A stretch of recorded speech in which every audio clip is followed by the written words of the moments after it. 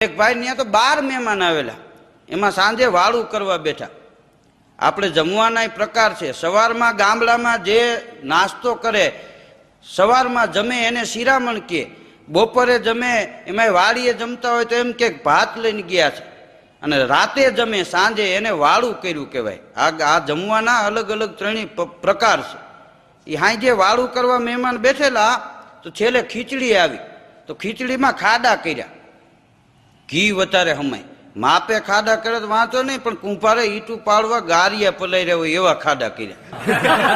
ભરતણીની દીકરી નાનકડી તપેલી લઈને ઘી લઈને નીકળી, ખીચડીમાં ખાડા જોઈને પાછી રસોડામાં વહી ગઈ, મોટું તપેલું ઉપાડીને આવી.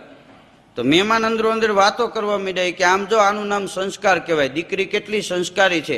એને ખબર પડી ગઈ કે આટલું ઘી પૂરું નહીં થાય, એટલે મોટું તપેલું લઈને આવી. પણ ખાડા ભર્યા ત્યારે ખબર પડી કઢી ના ભર્યા.